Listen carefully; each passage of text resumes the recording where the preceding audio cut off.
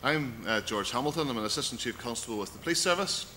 I'm delighted to be here today and to accept the invitation from the Equality Commission to share, I suppose, the Police Service perspective on how we can collectively respond to the challenges to equality, to diversity that are demonstrated in the survey, in the research findings. To give you a wee bit of background about myself, although it's not particularly interesting, but just so that you know who it is talking to you. I just rejoined the Police Service of Northern Ireland in December after having been away for 3 years in Scotland, where I was the Assistant Chief Constable for Crime and Public Protection with Strathclyde Police. And that's interesting because that 3-year gap sort of coincides with the 2008 report and the 2011 report, and actually some of the progress, probably the positive stuff that I have seen within the police service, having been away and then come back, I think mirrors some of the findings of the report, and I might come back to that in a moment or two.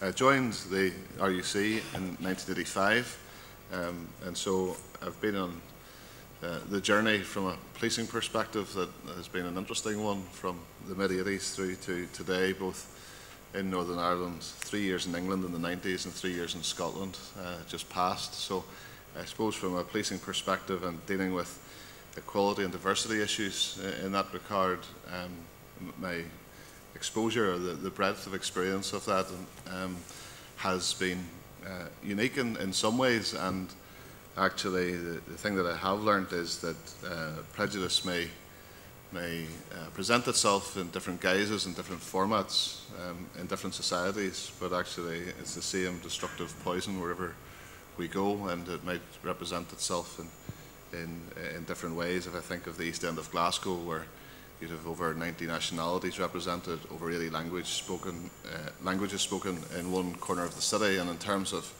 the police ability to engage with that very diverse community or communities, is actually a different set of challenges than it is in some of the more challenging policing areas that we have in this place. My current portfolio within the police service is one of service improvement, which is why this report is very important to me in terms of I do have some influence along with other chief officers around setting the direction of the organisation, around making change happen, and around trying to improve, as it says in the tin, service improvement department right across, so that the quality of service improves. One of my responsibilities is actually to make the policing with the community strategy live and breathe, and that's important because equality needs to be at the very heart of that service delivery strategy. There's 3 strands to policing with the community: service delivery, partnership and engagement, and we need to address all 3 of those if we're going to be an effective service provider. So anyway, enough about me and the police service. What does prejudice look like on our streets was the sort of question that was posed to me. And many of you in this room will be aware that hate crime here is classified as any incident perceived to have been committed against any person or property on the grounds of a particular person's ethnicity, sexual orientation, religion, race, political opinion, disability, or gender identity. So it's to do with perceptions of the victim, the police officer, or any other person. So the idea is that we have a very wide net so that we're not missing anything, and that we can have that awareness raised with our own officers if we make sure that they understand that the bar is as high as that, or the net is as wide as that, to mix my metaphors.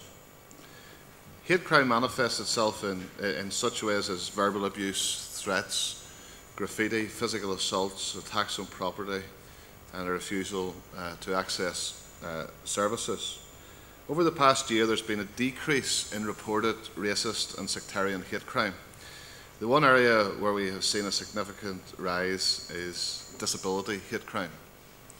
We have gone from 4 hate crime incidents on people with a disability to 13 in this year.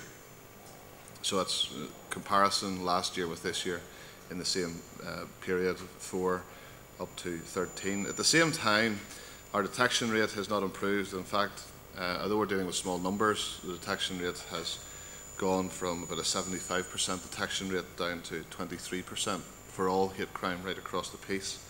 And that's clearly of a concern to me, but it can be explained in part by the small number of incidents reported. We are dealing with double figures here as opposed to hundreds generally. We're also faced with difficulties involved in collecting the necessary evidence. I don't want this to sound like a long list of excuses from the police, but the very nature of this type of offending, many hate crimes are committed away from public view or within communities who may not culturally or traditionally engage with the police or other authority figures. And these are areas where we continue to work hard towards increasing community engagement and confidence building through partnership working largely. And of course, that idea of engagement and confidence building is at the heart of our whole strategy around policing with communities. So, do the research findings in the survey resonate with what the police service deals with? Broadly, I think the answer to that is yes. It is unfortunately not surprising that certain people's attitudes to someone with a mental health issue, for example, are less positive, and we would see this reflected in the rise in incidents and crimes against persons with disability. Now, we probably need to drill deeper into that category of persons with a disability, but actually when you're dealing with single figures or double figures across a year, it becomes very difficult to make any meaningful further analysis of that. But that rise may in some ways be to do with the good work from the voluntary sector and organisations such as MenCap, for example, and what they have done to raise awareness amongst their constituents of their rights and of the wrongfulness of the negativity which many with learning disability and mental health problems are subjected to. Reporting to the police is by no means, of course, an accurate measure of prejudice or unfair treatment. But for us, in terms of service delivery and building confidence with minority groups, it is a very important indicator about what the level of reporting is. And in the training programme that we have for people coming into the organisation through it, we still go back and to try to raise awareness of our own people, use the Old Port scale, which dates right back to 1954, that many of you will be aware of, where we're looking at the measures of prejudice or indicators of prejudice of everything from anti-locution, avoidance, discrimination, physical attack through to extermination. Now, in some ways it's a bit of a blunt instrument, and I'm not saying it's a perfect model by any means, but it is helpful from a policing perspective so that we're not just seeing things about whether something's a crime or not, because before the police get involved, victims are generally, by the time police get involved, victims are generally on the top half of that scale that Allport suggested. Discrimination and physical attack stuff, we're generally in around that arena. So while PSNI fully accept the role that we have to play in all of this, we're also aware of how limited our involvement is sometimes, and that's simply because of the lateness in the day before this stuff is reported to us. Now, we need to do more in terms of reaching out to people and make it easier for reporting, and we have done that through a number of initiatives.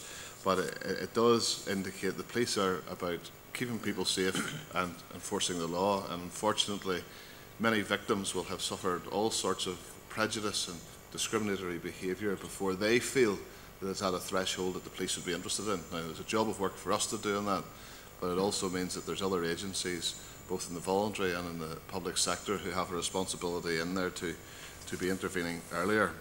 On the other side of the equation, the incidents and occurrences of transphobic crimes within Northern Ireland remain low. 4 have been recorded this year to date, and none were recorded in the same period last year. And again, that doesn't mean that it's not happening, it just means that that's the reporting level. And to provide some perspective around this, hate crimes represent less than 0.6% of all recorded crimes in Northern Ireland. We record approximately 550 hate-motivated crimes each year against just over 100,000 crimes in total. And to give that some perspective, we would have 25,000 reports of criminal damage every year, for example. Now, some of that, a very small proportion of that criminal damage will be hate crime, but I'm trying to give you some some feel for the figures around that. So all of that said, we recognise that hate crime is an underreported phenomenon, and we have invested considerable efforts in trying to increase confidence in policing among minority groups so that reporting is increased. To work towards tackling prejudice, we have developed and are involved in a number of community-based initiatives, and I'll quickly just give you a couple of them. For example, we support advocates in the Chinese Welfare Association, the Polish Association and the Rainbow Project, and they're about to embark upon initiatives similar to this with the Roma and Travellers community, which is significant given the findings of the report around prejudice towards the travelling community.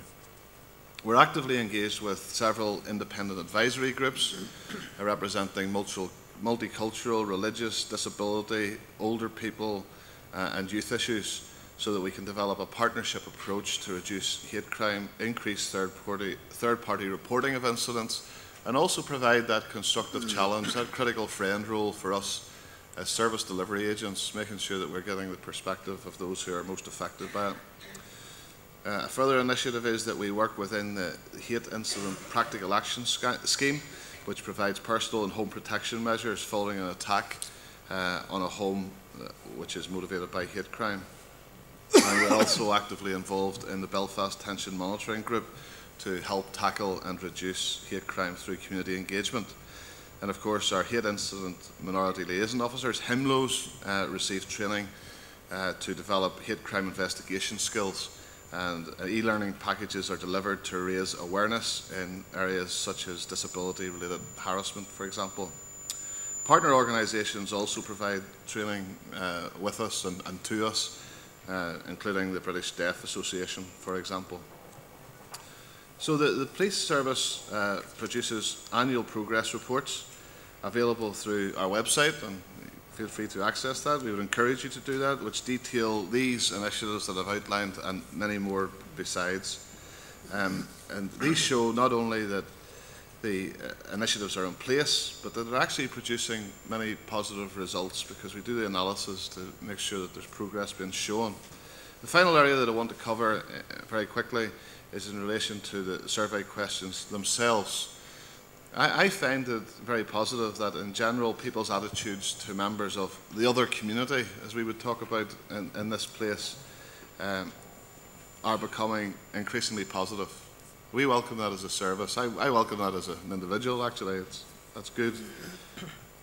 Perhaps that is a sign of a more normal society.